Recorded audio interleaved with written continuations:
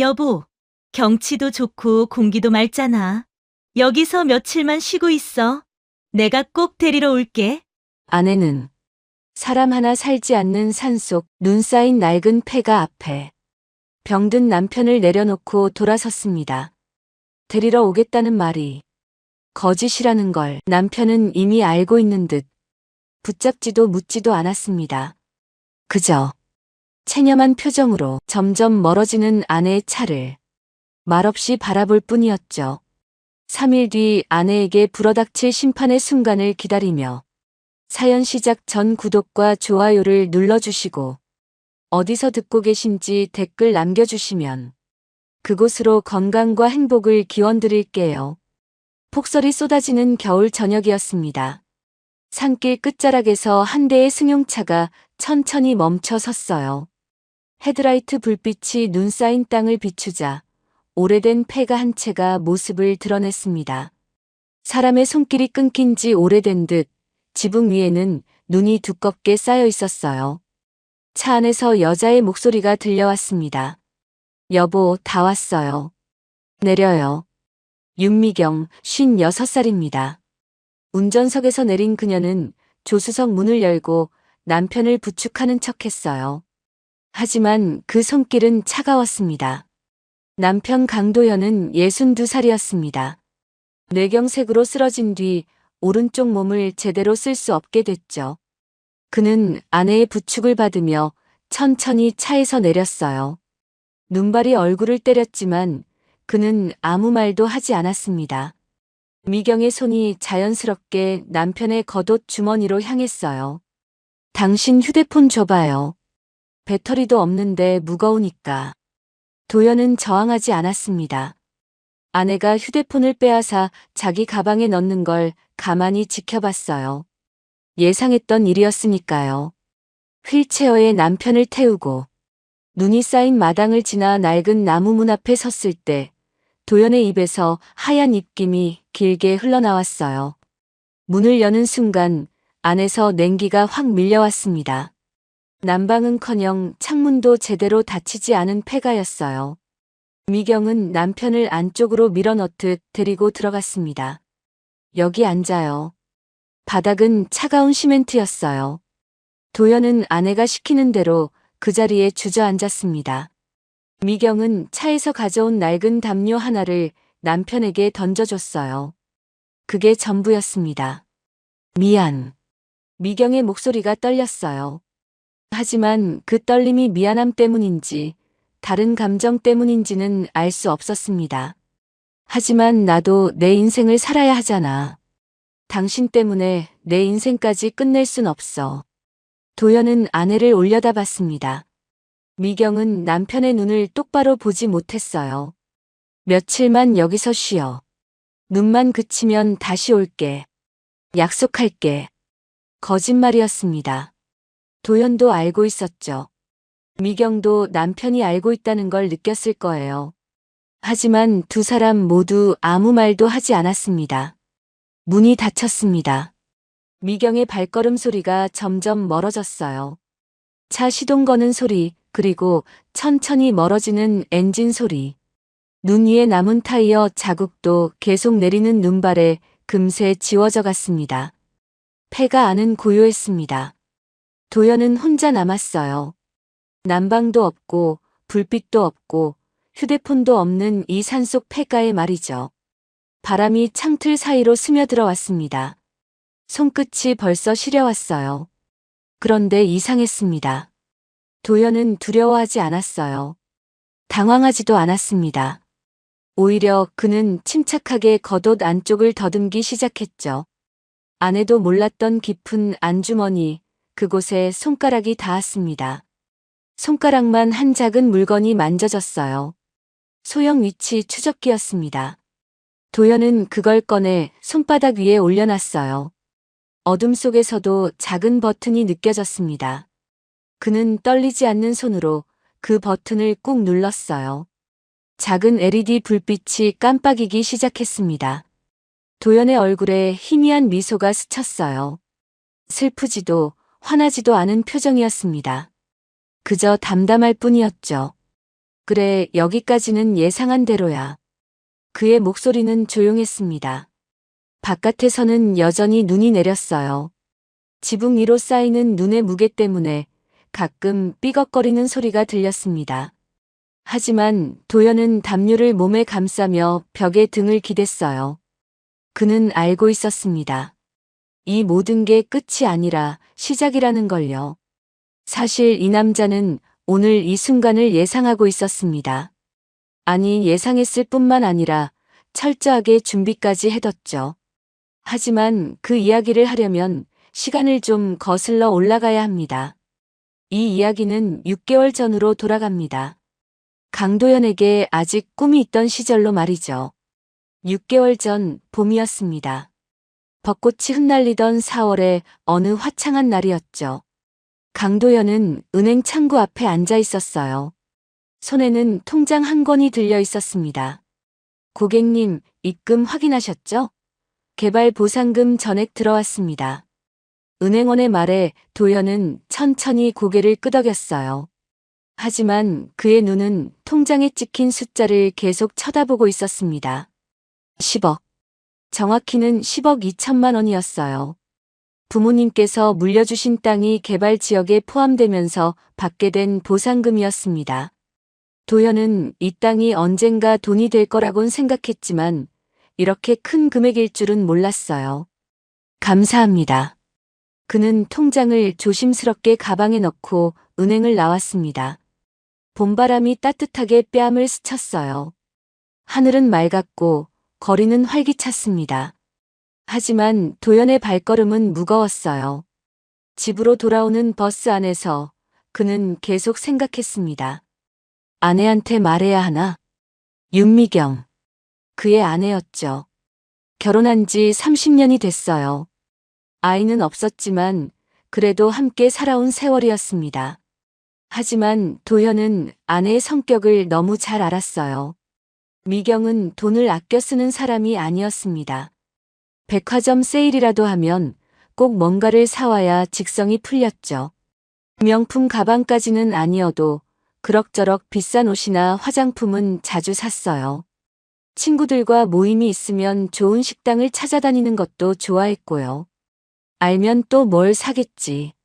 도연은 작게 한숨을 내쉬었습니다. 그는 아내를 나무라고 싶지 않았어요. 다만 이 돈은 좀 다르게 쓰고 싶었습니다.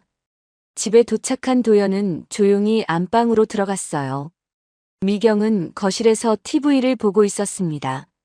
그는 서랍장 맨 아래 칸을 열고 통장을 깊숙이 집어넣었어요. 옛날 옷가지들 사이에 꼭꼭 숨겨뒀습니다. 그날 저녁 도연은 혼자 서재에 앉아 컴퓨터를 켰어요. 인터넷 검색창에 실버타운이라고 쳤습니다. 화면에 여러 실버타운 광고가 떴어요. 바다가 보이는 곳, 산이 가까운 곳, 도심과 가까운 곳.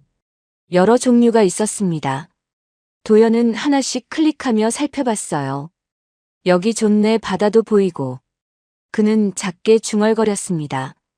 화면 속에는 깨끗한 건물과 넓은 정원이 보였어요. 노부부가 산책하는 사진도 있었고 식당에서 식사하는 모습도 있었습니다. 도연은 그 사진들을 보며 상상했어요.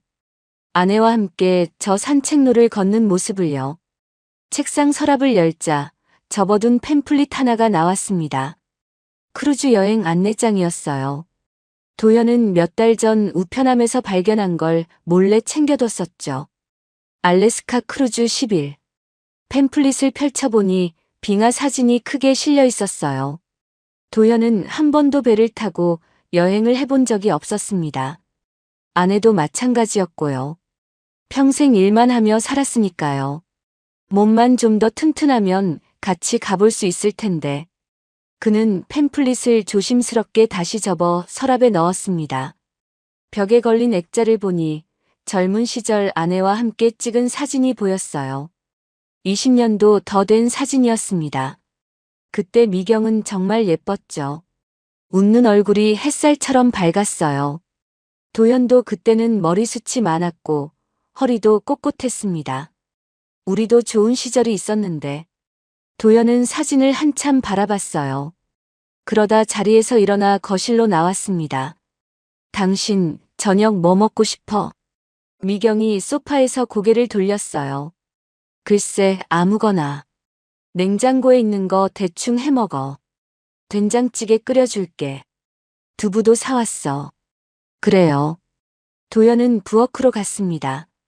냉장고를 열고 재료를 꺼내며 그는 작은 콧노래를 흥얼거렸어요.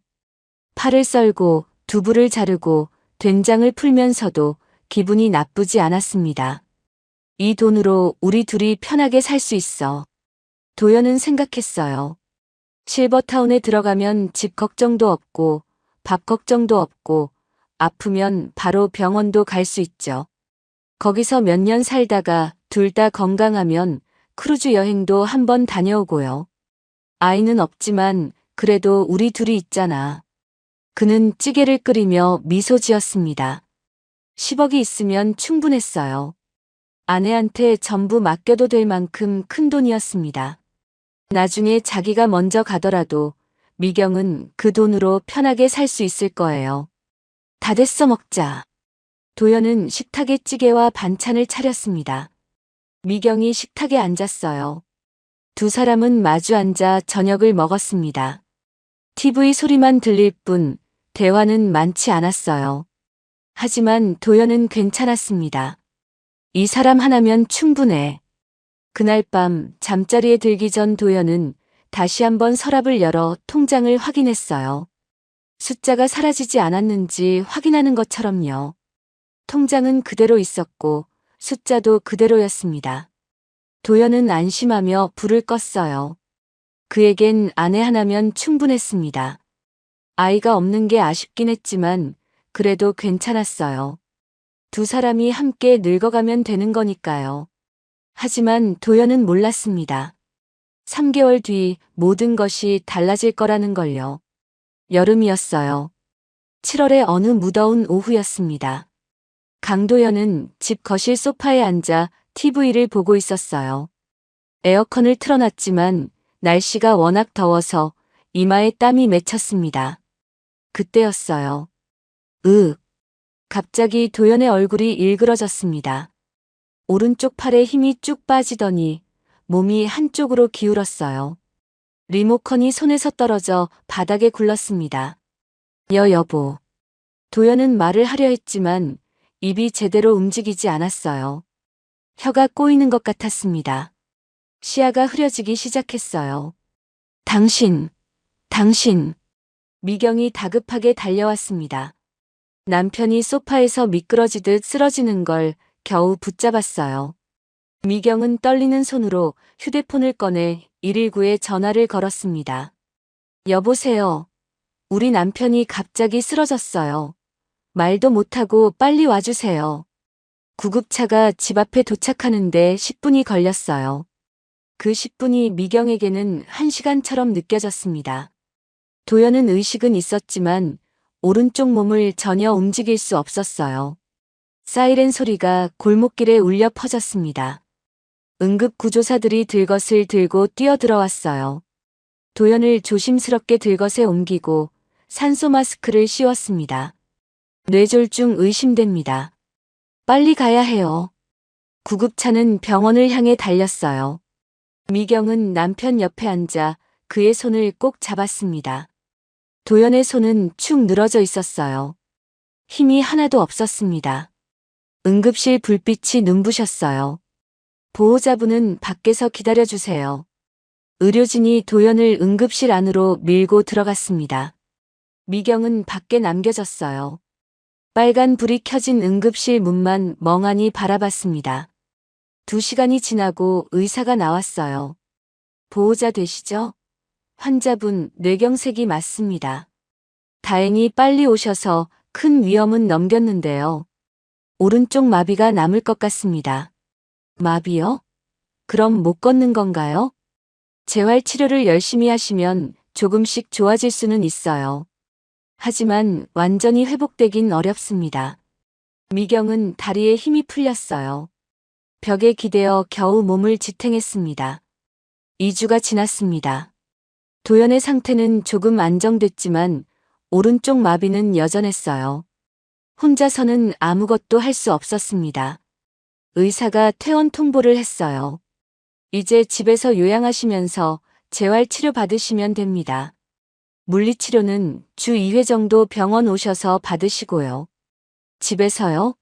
제가 혼자 어떻게? 보호자분이 계시잖아요. 간병은 집에서 하셔야죠. 미경은 할 말이 없었어요. 결국 집으로 데려갈 수밖에 없었습니다. 집에 돌아온 첫날부터 현실이 시작됐어요. 여보, 화장실 가고 싶어. 도연이 조심스럽게 말했습니다. 미경은 한숨을 내쉬며 일어났어요. 남편을 부축해서 화장실까지 데려갔습니다. 도연의 몸무게는 70kg이 넘었어요. 오른쪽을 쓸 수 없으니 미경이 거의 끌다시피 해야 했죠. 무거워.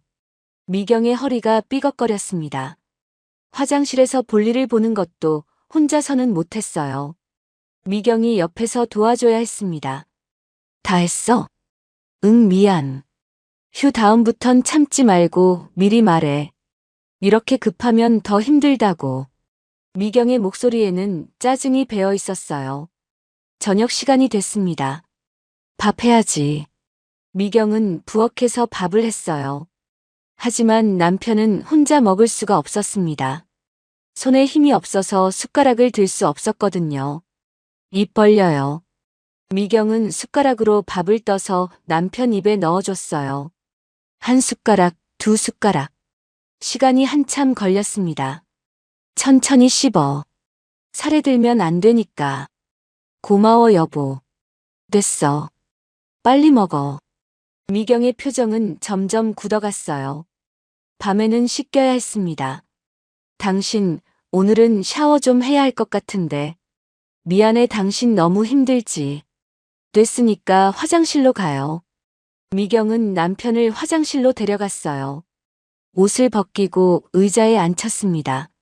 샤워기로 물을 틀어 남편 몸을 씻겼어요. 머리 숙여요. 응. 도연은 고개를 숙였어요. 미경은 샴푸를 짜서 머리를 감겼습니다. 물이 바닥에 튀었어요. 미경의 옷도 다 젖었습니다. 아, 진짜.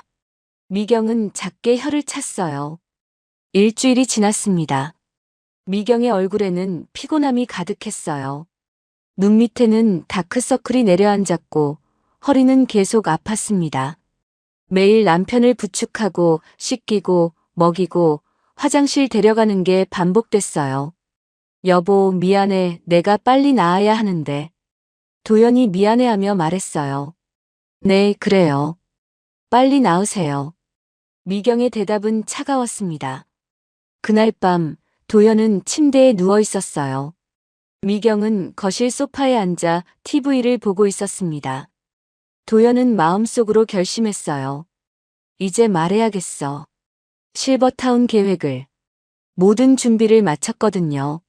10억이 있다는 것도, 실버타운 자료를 알아봤다는 것도 아내에게 이제 말할 때가 됐다고 생각했습니다.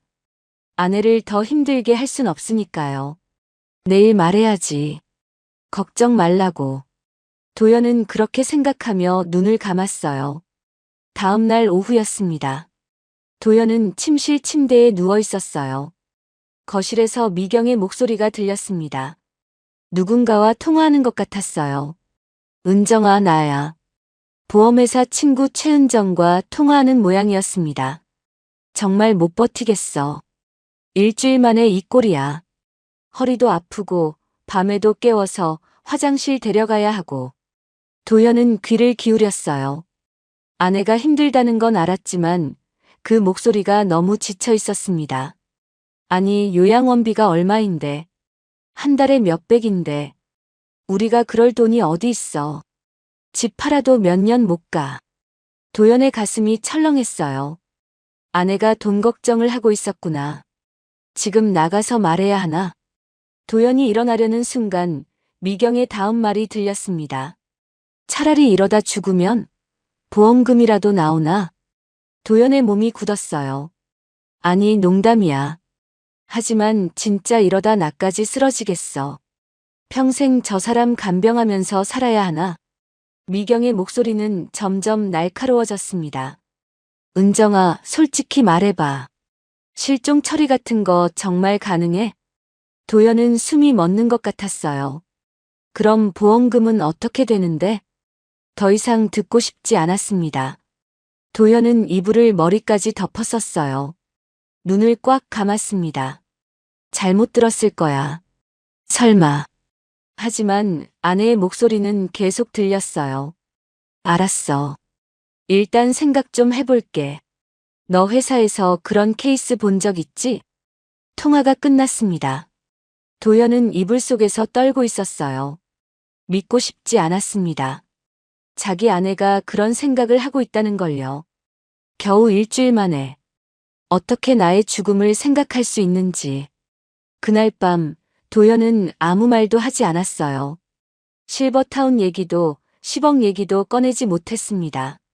더 이상 아내를 믿을 수 없었으니까요. 그날 이후 강도연은 아무 말도 하지 않았습니다. 아내의 통화 내용을 들었지만 차마 믿고 싶지 않았어요. 아마 아내도 너무 힘들어서 그런 말을 한 거겠죠. 진심은 아닐 거라고 도연은 스스로를 위로했습니다. 다음 날 아침이었어요. 여보. 도연이 조심스럽게 아내를 불렀습니다. 미경은 부엌에서 아침 준비를 하고 있었어요. 내가 당신한테 너무 짐이 되는 것 같아서 정말 미안해. 도연의 목소리는 떨렸어요. 미경은 가스레인지 불을 끄고 돌아봤습니다. 알면 됐어. 나도 사람이야. 힘든 거 당연하잖아. 조금만 기다려줘. 내가 꼭 나을게. 응, 빨리 나아. 미경의 대답은 짧았습니다. 더 이상 할 말이 없다는 듯이요. 며칠이 지났어요. 도연은 재활 운동을 열심히 했습니다. 물리치료사가 알려준 대로 벽을 잡고 걷는 연습을 했어요. 한 걸음, 두 걸음. 오른쪽 다리가 말을 잘 듣지 않았지만 그래도 포기하지 않았습니다. 세 걸음을 걷는데 성공한 날이었어요. 여보, 봐. 세 걸음이나 걸었어. 도연이 기뻐하며 말했습니다. 미경은 소파에 앉아 TV를 보고 있었어요. 그래, 잘했어. 대답은 했지만 미경은 TV에서 눈을 떼지 않았습니다. 도연의 얼굴에서 웃음이 사라졌어요. 일주일쯤 지났을까요? 어느 날 오후 미경이 외출 준비를 했습니다. 나 친구 만나고 올게. 혼자 괜찮지? 응, 괜찮아. 다녀와. 저녁은 냉장고에 반찬 있으니까 알아서 먹어. 미경은 가방을 챙겨 집을 나섰어요. 도연은 창가에서 아내가 골목길로 사라지는 모습을 봤습니다. 평소 같으면 두세 시간은 있다가 왔을 거예요. 친구 만나면 수다도 떨고 차도 마시고 그랬으니까요. 그런데 이번에는 1시간 만에 돌아왔습니다. 현관문이 열렸어요. 다녀왔어. 미경의 목소리는 평소와 달랐습니다. 무겁고 날카로웠어요. 도연은 고개를 돌려 아내를 봤습니다. 일찍 왔네? 응. 미경은 대답도 제대로 하지 않고 안방으로 들어갔습니다. 문을 닫는 소리가 들렸어요. 도연은 이상했습니다. 친구 만나고 왔다는데 기분이 좋아 보이지 않았어요. 오히려 무언가 결정을 내린 사람처럼 보였습니다. 저녁 시간이 됐습니다. 미경은 안방에서 나오지 않았어요. 도연은 냉장고에서 반찬을 꺼내 혼자 저녁을 먹었습니다. 숟가락질이 서툴러서 밥알이 바닥에 떨어졌지만 미경을 부르고 싶지 않았어요. 밤 9시쯤 됐을까요? 미경이 안방에서 나왔습니다. 휴대폰을 들고 베란다로 나가더니 문을 닫았어요. 누군가와 통화하는 모양이었습니다. 도연은 소파에 앉아 TV를 보는 척했어요. 하지만 귀는 베란다 쪽을 향하고 있었습니다. 베란다 문틈새로 작은 목소리가 새어나왔어요. 은정아, 나야. 보험회사 친구와 통화하는 거였습니다. 목소리가 너무 작아서 내용은 제대로 들리지 않았어요. 하지만 미경의 목소리 톤이 평소와 달랐습니다. 긴장한 듯 무언가를 확인하는 듯한 목소리였어요. 통화는 10분 정도 이어졌습니다. 베란다 문이 열렸어요. 미경이 거실로 들어왔습니다. 아직 안 자? 응, 조금 이따 자려고. 도연은 애써 평온한 목소리로 대답했어요. 미경은 도연을 한번 쳐다보더니 안방으로 들어갔습니다. 그 시선이 차가웠어요. 도연은 소파에 그대로 앉아 있었습니다. 가슴이 두근거렸어요. 불안했습니다. 무슨 얘기를 한 걸까? 그날 밤 도연은 잠을 이루지 못했어요. 거실 소파에 누워 천장만 바라봤습니다. 다음 날부터 미경은 자주 외출했습니다. 친구 만나고 올게. 은행 좀 다녀올게. 마트 갔다 올게. 하루에 두세 번씩 집을 나갔어요. 예전에는 장 보러 가는 것도 귀찮아하던 사람이었는데 말이죠. 그리고 돌아올 때마다 표정이 굳어 있었습니다. 도연은 느꼈어요. 아내가 무언가를 준비하고 있다는 걸요. 일주일쯤 지났을까요? 도연은 결심했습니다. 더 이상 가만히 있을 수만은 없었어요. 미경이 외출한 사이 도연은 천천히 옷장으로 갔습니다. 서랍 깊숙이 숨겨둔 통장을 꺼냈어요. 10억이 찍힌 통장이었습니다. 이제 준비해야 해. 도연은 휴대폰을 꺼내 인터넷을 검색했어요. 하지만 무엇을 검색해야 할지도 막막했습니다. 손만 떨렸어요. 그날 저녁 미경이 또 외출했습니다. 금방 올게. 응. 도연은 대답하며 아내의 뒷모습을 봤어요. 미경의 어깨가 긴장해 있었습니다. 혼자 남은 거실에서 도연은 생각했습니다. 내가 뭘 잘못했지? 평생 아내를 위해 살았어요. 30년 동안 바람 한 번 안 피우고 월급 모두 집에 갖다 줬습니다. 하지만 이제는 알 것 같았습니다. 아내의 눈빛이, 목소리가 모든 게 변했다는 걸요. 도연은 창밖을 봤어요. 하늘에 먹구름이 끼어 있었습니다. 곧 비가 올 것 같았어요. 그는 알지 못했습니다. 자기 자신도 이미 준비를 시작하고 있다는 걸요. 그날 밤부터 강도연은 움직이기 시작했습니다.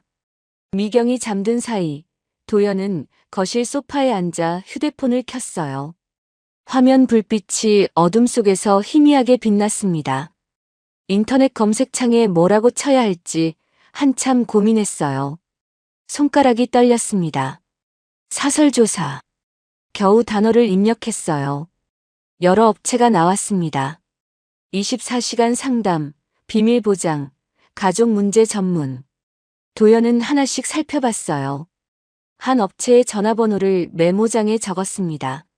내일 전화해야겠다고 생각했어요. 다음 날 오전이었습니다. 나 마트 다녀올게. 미경이 가방을 들고 나갔어요. 도연은 고개를 끄덕였습니다. 집이 조용해졌어요. 도연은 떨리는 손으로 전화를 걸었습니다. 여보세요, 가족 문제 상담실입니다. 낯선 남자의 목소리였어요. 저 상담 좀 받고 싶은데요. 어떤 상황이신지 말씀해 주시겠어요? 도연은 조심스럽게 말했습니다. 자기가 아프다는 것, 아내의 행동이 이상하다는 것, 혹시 모를 일에 대비하고 싶다는 것. 고객님, 직접 뵙고 상담하는 게 좋겠습니다. 저희가 찾아뵐게요. 제가 거동이 불편해서. 괜찮습니다. 댁으로 방문하겠습니다. 미경이 또 외출했어요. 요즘 은행을 자주 간다고 했습니다. 무슨 일인지는 말하지 않았어요. 미경이 나간 지 30분쯤 지났을까요? 초인종이 울렸습니다. 정장을 입은 남자가 서 있었습니다. 40대쯤 돼 보였어요. 강도연 고객님 맞으시죠? 네, 들어오세요. 두 사람은 거실에 앉았습니다. 남자는 가방에서 서류 몇 장과 작은 상자를 꺼냈어요. 고객님 상황은 전화로 대충 들었습니다. 저희가 도와드릴 수 있어요. 남자는 차분하게 설명했습니다. 도연은 고개를 끄덕이며 들었어요. 비용은 선입금으로 200만 원입니다. 알겠습니다. 그리고 이건 고객님께 드리는 겁니다. 남자가 작은 상자를 건넸어요. 도연이 열어보니 손가락만 한 기계가 들어 있었습니다. 혹시 모를 때 사용하시면 됩니다. 저희 쪽에 신호가 갑니다. 도연은 그걸 손에 쥐었어요. 작지만 묵직했습니다. 그리고 법적인 준비도 필요하시면 저희 협력 법무사를 소개해 드릴 수 있습니다. 그것도 부탁드립니다. 상담은 30분 정도 걸렸어요. 남자가 떠난 뒤 도현은 그 작은 기계를 오래 들여다봤습니다. 그리고 겉옷 안쪽 깊은 주머니에 조심스럽게 넣었어요. 도현은 생각했어요. 내가 뭘 하고 있는 걸까? 자기 아내를 의심하고 증거를 모으고 준비를 하고 있는 자신이 믿기지 않았습니다. 하지만 어쩔 수 없었어요. 아내의 눈빛이, 행동이, 모든 게 변했으니까요. 그리고 다시 그 눈 내리는 밤으로 돌아왔습니다. 강도연은 폐가 바닥에 홀로 앉아 있었어요. 아내가 던져준 낡은 담요 하나가 전부였습니다. 난방은 없었어요. 창문 틈새로 바람이 스며들었습니다. 기온이 급격히 내려갔어요. 도연이 숨을 쉴 때마다 하얀 입김이 길게 흘러나왔습니다. 손끝이 시려왔어요. 발가락도 감각이 둔해지기 시작했습니다. 도연은 담요를 온몸에 감쌌어요. 하지만 추위는 담요를 뚫고 들어왔습니다. 몸을 웅크렸지만 떨림은 멈추지 않았어요. 바깥에서는 여전히 눈이 내렸습니다. 창문 너머로 보이는 세상은 온통 하얗게 변해 있었어요. 나무들도 땅도 모두 눈에 묻혔습니다. 휴대폰이 없다는 게 실감났어요. 평소라면 시간이라도 확인할 수 있었을 텐데 지금은 그것조차 할 수 없었습니다. 몇 시인지 얼마나 시간이 흘렀는지 알 수 없었어요. 하지만 도연은 불안해하지 않았습니다. 그는 천천히 겉옷 안쪽을 더듬었어요. 깊은 안주머니에 손가락이 닿았습니다. 그 작은 기계가 만져졌어요. 도연은 조심스럽게 꺼냈습니다. 어둠 속에서도 작은 버튼이 느껴졌어요. 손가락만 한 위치 추적기였습니다. 이제 눌러야 해. 도연은 잠시 망설였습니다. 이 버튼을 누르면 모든 게 시작되는 거였어요. 돌이킬 수 없었습니다. 하지만 다른 선택은 없었어요. 도연은 버튼을 꾹 눌렀습니다. 작은 LED 불빛이 깜빡이기 시작했어요. 빨간 불빛이 어둠 속에서 반짝였습니다. 신호가 나가고 있다는 뜻이었어요. 같은 시각, 서울 시내 한 사무실이었습니다. 책상 위에 놓인 컴퓨터 모니터에 갑자기 알림창이 떴어요. 빨간 글씨로 긴급 신호 수신이라고 적혀 있었습니다. 40대 남자가 모니터를 봤어요. 사설조사 업체 직원이었습니다. 그는 즉시 마우스를 클릭했어요. 강도현 고객님 신호. 화면에 GPS 좌표가 떴습니다. 지도를 확대해 보니 산속이었어요. 도심에서 한참 떨어진 곳이었습니다. 이런 곳에 남자는 즉시 외투를 챙겨 입었어요. 차키를 집어들고 사무실을 나섰습니다. 엘리베이터를 타고 지하 주차장으로 내려갔어요. 차에 시동을 걸었습니다. 내비게이션에 좌표를 입력했어요. 예상 시간이 떴습니다. 1시간 30분. 버티세요, 도연 씨. 남자는 악셀을 밟았습니다. 하지만 30분쯤 달렸을까요? 앞이 막혔어요. 차들이 줄지어 서 있었습니다. 뭐야 이게. 남자는 차에서 내렸어요. 앞쪽을 보니 경찰차가 길을 막고 있었습니다. 경찰관이 손을 들어 차들을 돌려보내고 있었어요. 저기요. 왜 못 가나요? 폭설 경보 발령됐습니다. 산길 전면 통제해요. 급한 일이 있어서 그러는데. 안 됩니다. 지금 들어가면 고립됩니다. 내일 아침 제설 작업 끝나고 다시 오세요. 남자는 할 수 없이 돌아섰어요. 차에 타서 핸들을 쥐었습니다. 주먹으로 핸들을 쳤어요. 젠장. 그는 휴대폰을 꺼내 GPS 좌표를 다시 확인했습니다. 신호는 계속 켜져 있었어요. 도연이 살아있다는 뜻이었습니다. 내일 새벽에 가야겠어.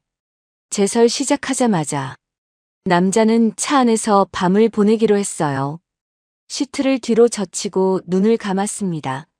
하지만 잠은 오지 않았어요. 폐가로 다시 돌아왔습니다. 도연은 여전히 바닥에 앉아 있었어요. 추적기는 다시 주머니에 넣었습니다. LED 불빛은 꺼졌지만 신호는 계속 나가고 있을 거예요. 지붕 위로 눈이 계속 쌓였습니다. 가끔 삐걱거리는 소리가 들렸어요. 무게를 견디는 소리였습니다. 도연은 담요를 더 꽉 감쌌어요. 손가락 감각이 점점 없어졌습니다. 발도 마찬가지였어요. 온몸이 얼어붙는 것 같았습니다. 조금만 버티면 돼. 도연은 눈을 감았어요. 하지만 잠들면 안 됐습니다. 추운 곳에서 잠들면 깨어나지 못할 수도 있으니까요. 눈을 떴습니다. 어둠 속에서 천장을 바라봤어요. 문득 과거가 떠올랐습니다. 아내와 함께 웃던 식탁, 따뜻했던 집, 행복했던 순간들.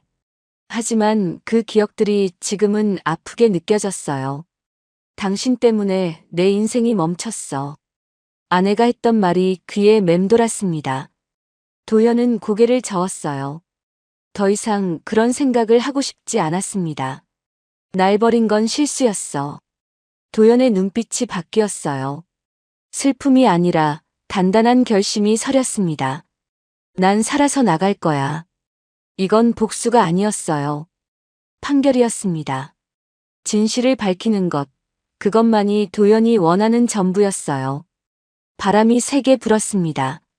창문이 덜컹거렸어요. 도연은 몸을 더 웅크렸습니다. 밤은 깊어갔어요. 눈은 계속 내렸습니다. 도연은 버텼습니다. 추위와 싸우며, 어둠과 싸우며, 외로움과 싸우며. 그렇게 첫날 밤이 지나갔어요. 새벽이 오고 있었습니다. 하지만 도연은 알지 못했어요. 구조가 오려면 아직 하루를 더 버텨야 한다는 걸요. 그래도 괜찮았습니다. 도연은 이미 각오했으니까요. 살아서 반드시 나가겠다고. 첫날 밤이 지나갔습니다. 새벽이 밝아왔지만 폐가 안은 여전히 어두웠어요. 창문으로 희미한 빛만 들어왔습니다. 도연은 담요에 몸을 감싼 채 벽에 기대 있었어요. 잠을 자지 않았습니다. 아니, 잘 수가 없었어요. 추위 때문이기도 했지만 잠들면 안 된다는 걸 알고 있었으니까요. 손가락을 움직여 봤습니다. 감각이 거의 없었어요. 발가락도 마찬가지였습니다. 온몸이 얼어붙은 것 같았어요. 조금만 더. 도연은 작게 중얼거렸습니다. 목소리도 잘 나오지 않았어요. 입술이 바짝 말라 있었습니다. 창밖을 봤어요. 눈은 여전히 내리고 있었습니다. 멈출 기미가 보이지 않았어요. 언제쯤 올까? 도연은 생각했습니다. 신호를 보냈으니 올 거예요. 반드시 올 거예요. 하지만 이 눈 때문에 늦어지고 있는 거겠죠. 시간이 얼마나 지났을까요?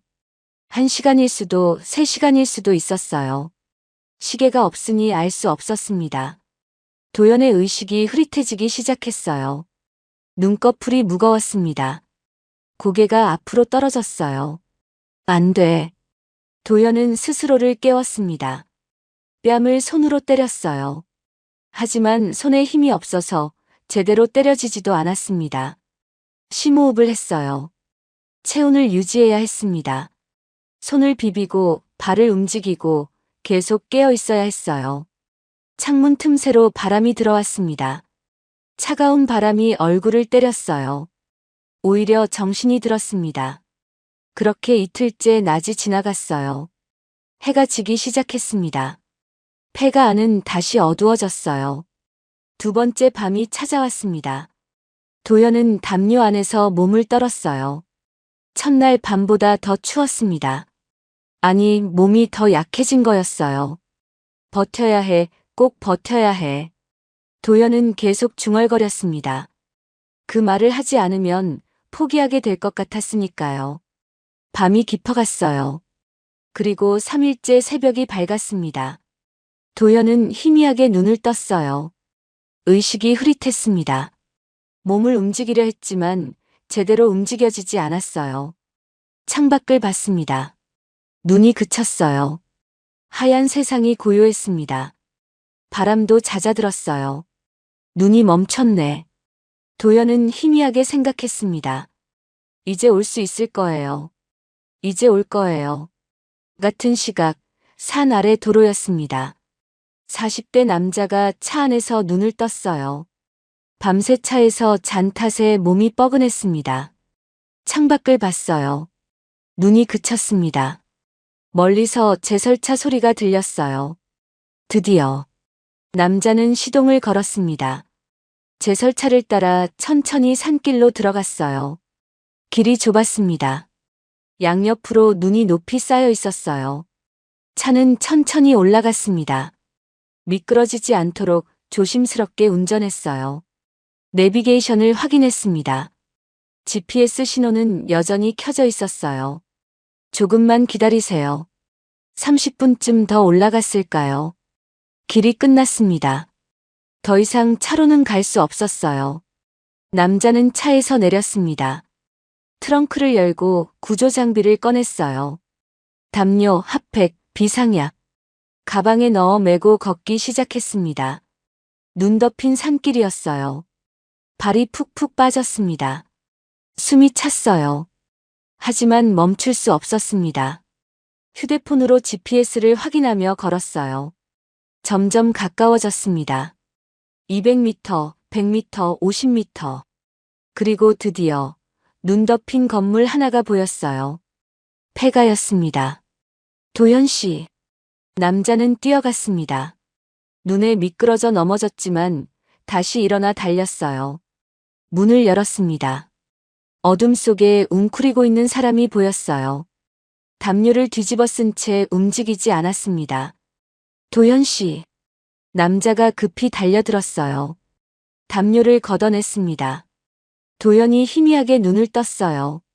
살았습니다. 도연의 목소리는 거의 들리지 않았습니다. 남자는 가방에서 담요를 꺼내 도연을 감쌌어요. 핫팩을 꺼내 손에 쥐어줬습니다. 이제 괜찮습니다. 제가 왔습니다. 고맙습니다. 말씀하지 마세요. 힘 아껴야 합니다. 남자는 도연을 일으켰어요. 부축해서 밖으로 나왔습니다. 눈부신 햇살이 얼굴을 비쳤어요. 천천히 걸었습니다. 도연은 거의 걷지 못했어요. 남자가 거의 끌다시피 했습니다. 한 걸음 한 걸음. 차까지 가는 길이 멀게 느껴졌어요. 30분 만에 차에 도착했습니다. 남자는 도연을 뒷좌석에 눕혔어요. 히터를 최대로 틀었습니다. 따뜻한 바람이 차 안을 채웠어요. 병원 갑니다. 조금만 버티세요. 남자는 운전석에 앉아 시동을 걸었습니다. 그리고 휴대폰을 꺼내 112에 전화를 걸었어요. 여보세요, 유기 사건 신고합니다. 지금 구조해서 병원으로 가는 중입니다. 위치가 어디십니까? 남자는 주소를 말했어요. 그리고 도연의 인적 사항도 알려줬습니다. 알겠습니다. 병원 도착하시면 연락 주십시오. 경찰이 출동하겠습니다. 전화를 끊었어요. 남자는 백미러로 뒷좌석을 봤습니다. 도연이 눈을 감고 있었어요. 도연 씨, 눈 뜨세요. 자면 안 됩니다. 네. 도연이 희미하게 대답했어요. 차는 산을 내려갔습니다. 30분 뒤 가장 가까운 병원에 도착했어요. 환자 왔습니다. 의료진이 달려나왔습니다. 도연을 들것에 옮겨 실었어요. 응급실로 들어갔습니다. 남자는 밖에서 기다렸어요. 1시간쯤 지났을까요? 의사가 나왔습니다. 생명에는 지장 없습니다. 다행히 빨리 오셨습니다. 하루만 더 늦었으면 위험했을 겁니다. 남자는 안도의 한숨을 내쉬었어요. 병실로 들어갔습니다. 도연은 침대에 누워 링거를 맞고 있었어요. 눈을 떴습니다. 이제 시작입니다. 도연이 작게 말했어요. 남자는 고개를 끄덕였습니다. 이제 윤미경의 세상이 무너지기 시작할 차례였습니다. 같은 날 오후였습니다. 윤미경은 백화점에 있었어요. 화장품 매장을 둘러보고 있었습니다. 새로 나온 크림이 하나 눈에 들어왔어요. 이거 주세요. 네, 포장해 드릴게요. 직원이 계산대로 갔습니다. 미경은 가방에서 카드를 꺼냈어요. 결제해 주세요. 직원이 카드를 긁었습니다. 잠시 후 기계에서 소리가 났어요. 삑삑삑. 고객님, 카드가 안 되네요. 네. 그럴 리가 없는데. 미경의 얼굴이 굳었습니다. 다른 카드로 해주시겠어요? 네, 잠깐만요. 미경은 가방을 뒤져 다른 카드를 꺼냈어요. 직원이 다시 긁었습니다. 삑삑삑. 고객님, 이것도 안 되네요. 이상하네, 또 다른 걸로 해볼게요. 미경은 세 번째 카드를 꺼냈습니다. 손이 떨렸어요. 직원이 카드를 받아 긁었어요. 삑삑삑. 죄송합니다만 이것도 결제가 안 됩니다. 주변 사람들이 쳐다봤어요. 미경의 얼굴이 빨개졌습니다. 죄송해요. 다음에 다시 올게요. 미경은 황급히 매장을 나왔어요. 복도 벤치에 주저앉아 휴대폰을 꺼냈습니다. 은행 앱을 열었어요. 화면에 빨간 글씨가 떠 있었습니다. 계좌 사용 제한. 뭐야 이게. 미경은 다른 은행 앱도 열어봤어요. 전부 똑같았습니다. 모든 계좌가 정지돼 있었어요. 손이 떨려 휴대폰을 떨어뜨렸습니다. 바닥에 떨어진 휴대폰을 집어들었어요. 그때 전화벨이 울렸습니다. 보험회사 친구 최은정이었어요. 여보세요? 언니, 큰일 났어. 은정의 목소리가 다급했습니다. 무슨 일이야? 도연 오빠 보험 전부 해지됐어. 방금 확인했어. 미경의 얼굴이 하얗게 질렸어요. 뭐라고? 그리고 회사에 감사 들어왔어. 언니하고 나 둘 다 조사 대상이래. 무슨 소리야? 나도 모르겠어. 어떻게 된 거야? 도연 오빠가 살아있는 거야? 미경은 대답할 수 없었어요. 전화를 끊었습니다. 숨이 막혔어요. 도연이가 살아있어? 아니, 그럴 리 없어요. 3일이나 지났는데. 눈이 그렇게 많이 왔는데. 휴대폰도 없는데. 하지만 그게 아니라면 이 상황을 어떻게 설명할 수 있을까요? 미경은 비틀거리며 일어섰어요. 백화점을 나와 주차장으로 갔습니다. 차에 탔어요. 핸들을 꽉 잡았습니다. 진정하라고. 집으로 가야 했어요. 일단 집으로 가야 했습니다. 집에 도착했습니다. 미경은 차에서 내려 현관문을 열었어요. 집 안은 조용했습니다. 남편이 없으니 당연했죠. 소파에 주저앉았어요. 머리를 감싸 쥐었습니다. 어떡하지 어떡해. 그때 초인종이 울렸습니다. 딩동. 미경은 화들짝 놀랐어요. 누군가 왔습니다. 누구세요? 인터폰 화면을 봤어요. 정장을 입은 남자가 서 있었습니다. 부동산 중개소입니다. 집 매각 건으로 왔습니다. 매각요? 무슨 소리예요? 명예 이전 절차 시작됐습니다. 확인 안 하셨어요? 미경은 문을 열었어요. 남자가 서류를 내밀었습니다. 강도현 씨 명의로 집이 매각 진행 중입니다. 이번 주 안에 이사 준비하셔야 합니다. 잠깐만요. 이게 무슨 소리예요? 남편은 지금 강도현 씨께서 직접 계약하셨습니다. 여기 서명도 있고요. 서류를 봤어요. 남편의 서명이 있었습니다. 이럴 수가. 일주일 드릴게요. 그때까지 짐 빼주세요. 남자는 서류를 두고 갔어요. 미경은 그 서류를 멍하니 바라봤습니다. 현관문을 닫으려는데 맞은편 집문이 열렸어요. 이웃 아줌마가 나왔습니다. 어머 부인. 아줌마가 미경을 쳐다봤어요. 그 눈빛이 이상했습니다. 남편분 어디 가셨대요? 네. 아니, 그냥 궁금해서요. 요즘 안 보이시길래. 출장 갔어요. 미경은 황급히 문을 닫았어요. 심장이 미친 듯이 뛰었습니다. 창밖을 봤어요. 해가 지고 있었습니다. 미경은 바닥에 주저앉았어요. 단 하루 만에 모든 게 무너졌습니다. 카드도 통장도 집도 친구들도 전부 사라졌어요. 도연이 살아있는 거야? 미경은 중얼거렸습니다. 만약 살아있다면, 만약 구조됐다면, 그럼 이제 어떻게 되는 걸까요? 미경은 눈을 감았어요. 눈물이 흘러내렸습니다. 하지만 그 눈물이 후회 때문인지 두려움 때문인지는 알 수 없었어요. 밤이 깊어갔습니다. 텅 빈 집에서 윤미경은 혼자 앉아 있었습니다. 그녀의 세상은 이미 무너진 거였어요. 일주일이 지났습니다. 경찰서 3층 조사실이었어요. 회색벽 형광등 불빛, 그리고 가운데 놓인 테이블. 테이블 한쪽에는 조사관이 앉아 있었습니다. 반대편에는 빈 의자 하나가 놓여 있었어요. 문이 열렸습니다. 윤미경이 들어왔어요. 일주일 전과는 완전히 다른 모습이었습니다. 머리는 산발이었고 얼굴은 핏기 하나 없이 하였어요. 눈 밑에는 짙은 다크서클이 내려앉아 있었습니다. 앉으세요. 조사관이 의자를 가리켰어요. 미경은 비틀거리며 의자에 앉았습니다.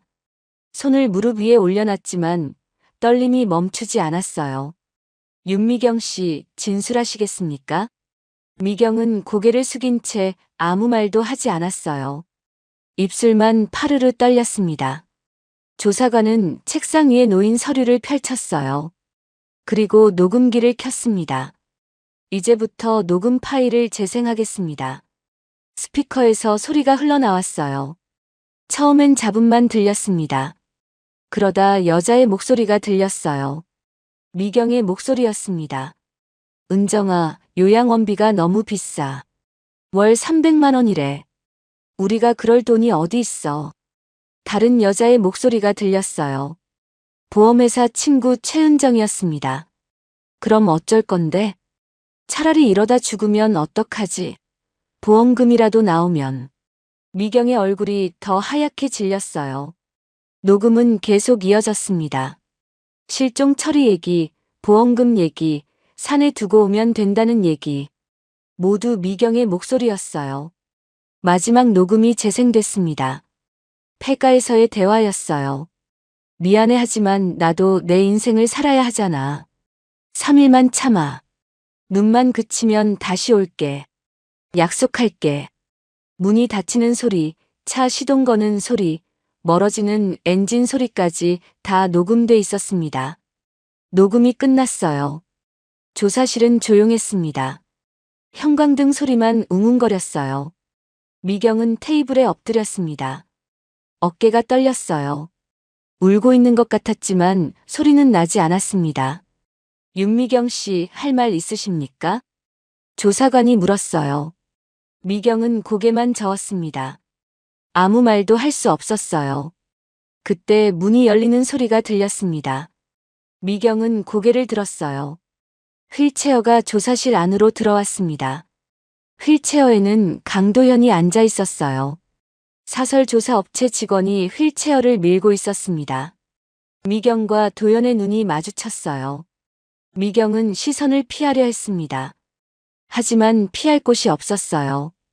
조사실은 좁았고 도연은 바로 앞에 있었습니다. 도연은 미경을 조용히 바라봤어요. 화난 것 같지도 않았고 슬퍼 보이지도 않았습니다.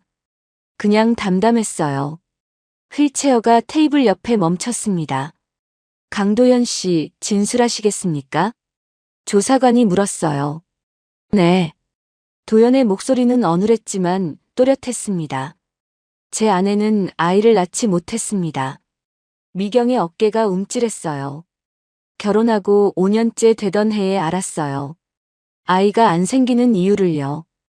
도연은 천천히 말했습니다. 병원에서 검사받고 나온 날 아내가 많이 울었어요. 자기 때문이라고 미안하다고 했죠. 미경은 고개를 더 숙였어요. 저는 아내한테 말했어요.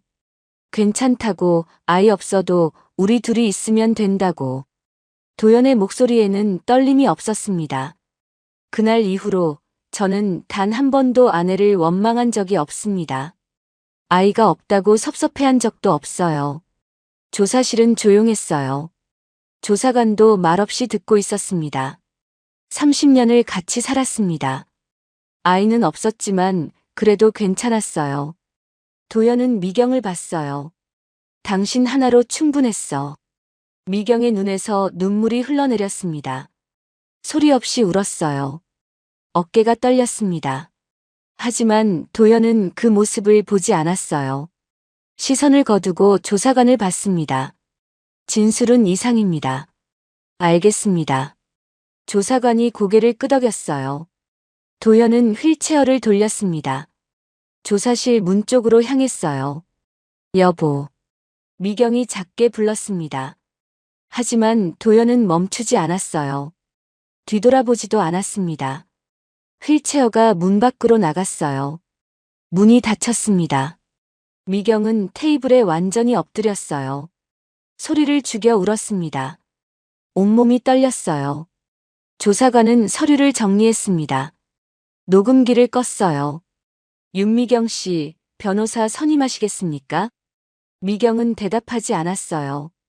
대답할 수 없었습니다. 복도에 나온 도연은 창밖을 봤어요. 하늘은 흐렸습니다. 곧 비가 올 것 같았어요. 도연 씨, 괜찮으세요? 사설조사 업체 직원이 물었습니다. 네, 괜찮아요. 도연의 목소리는 담담했어요. 이제 끝났습니다. 아니요. 도연은 고개를 저었습니다. 아직 하나 남았어요. 직원이 고개를 갸우뚱했어요. 도연은 더 이상 말하지 않았습니다. 창밖으로 빗방울이 떨어지기 시작했어요. 빗소리가 창문을 때렸습니다. 도연은 그 소리를 들으며 생각했어요. 내일 마지막을 말해야겠다고. 그래야 진짜 끝이 난다고. 다음 날이었습니다. 도연은 다시 조사실에 왔어요. 조사관이 추가 진술을 받겠다고 연락을 했습니다. 휠체어에 앉은 도연이 조사실 안으로 들어갔어요. 테이블 앞에 앉았습니다. 조사관은 서류를 펼쳐놓고 있었어요. 강도현 씨, 어제 진술에 추가하실 내용이 있다고 하셨죠? 네. 도연은 고개를 끄덕였습니다. 말씀하세요. 도연은 잠시 침묵했어요. 창밖을 봤습니다. 어제 내린 비가 그쳤고 하늘이 맑았어요. 제가 왜 아내한테 돈 얘기를 안 했는지 궁금하실 것 같아서요. 조사관이 고개를 들었어요. 돈이요? 네. 제 부모님께서 물려주신 땅이 있었어요. 그게 개발 지역에 포함됐습니다. 도연은 천천히 말했습니다. 보상금으로 10억 원을 받았어요. 조사관의 눈이 커졌어요. 펜을 쥔 손이 멈췄습니다. 10억이요? 네. 6개월 전 일입니다. 도연은 서류 봉투를 꺼냈어요. 통장 사본이 들어 있었습니다. 조사관에게 건넸어요. 조사관이 서류를 펼쳐봤습니다. 정말로 10억 2천만 원이 찍혀 있었어요. 이 돈이 있으셨는데 왜 부인께 말씀 안 하셨습니까? 도연은 잠시 말이 없었어요. 그러다 작게 웃었습니다. 슬픈 웃음이었어요. 알았으면 더 빨리 날 버렸겠죠. 조사실이 조용해졌습니다. 돈 때문에 버려진 게 아니었어요. 돈이 없어서 짐이 됐다고 생각해서 버린 게 아니라는 거죠. 도연의 목소리는 담담했습니다. 만약 제가 그 돈 얘기를 했다면 아내는 제가 병원에 있을 때부터 계획했을 겁니다. 요양원비 아까워서가 아니라 그 10억을 혼자 갖고 싶어서요. 조사관은 아무 말도 하지 못했어요. 저는 그게 더 슬펐습니다. 돈이 없어서가 아니라 그냥 날 버린 거니까요. 도연은 창밖을 다시 봤어요. 진술은 이상입니다. 알겠습니다. 조사관이 서류를 정리했어요. 도연은 휠체어를 돌려 조사실을 나왔습니다. 복도를 지나며 도연은 한 번도 뒤돌아보지 않았어요. 시간이 흘렀습니다. 3개월이 지났어요. 윤미경은 법원에서 징역 3년을 선고받았습니다. 유기죄와 보험 사기 미수, 집행유예는 없었어요. 곧바로 수감됐습니다. 보험회사 친구 최은정도 마찬가지였어요. 공모죄로 징역 2년을 선고받았습니다. 회사에서는 이미 해고됐어요. 나까지 왜? 은정이 법정에서 중얼거렸지만 이미 늦었습니다. 미경의 집은 매각이 완료됐어요. 새 주인이 이사를 왔습니다. 미경이 살던 흔적은 모두 사라졌어요. 미경의 친구들은 아무도 연락하지 않았습니다. 다들 알고 있었으니까요. 미경이 무슨 짓을 했는지. 그리고 강도현은 요양원에 입소했습니다. 바다가 보이는 요양원이었어요.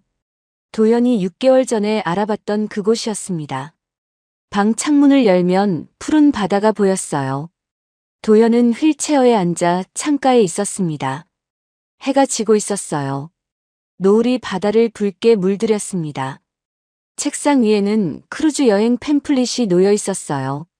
도현이 그걸 펼쳐봤습니다. 빙하 사진이 보였어요. 결국 혼자 왔네. 도현은 작게 중얼거렸습니다. 쓸쓸한 미소가 입가에 걸렸어요. 둘이 함께 가려고 했던 곳이었습니다. 실버타운도, 크루즈 여행도. 아내와 함께 늙어가며 살려고 했던 꿈이었어요.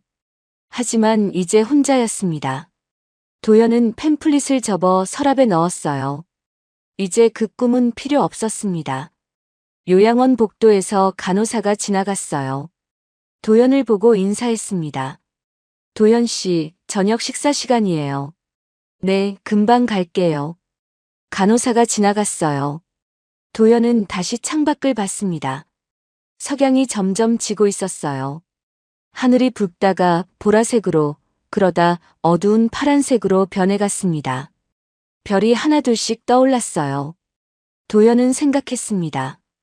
고함을 지르거나 화를 내거나 복수하는 게 아니었습니다. 그냥 결과였어요. 진실을 밝히고 각자가 선택한 대로 살게 하는 것. 그게 참교육이었습니다. 미경은 남편을 버렸어요. 그래서 지금 감옥에 있습니다.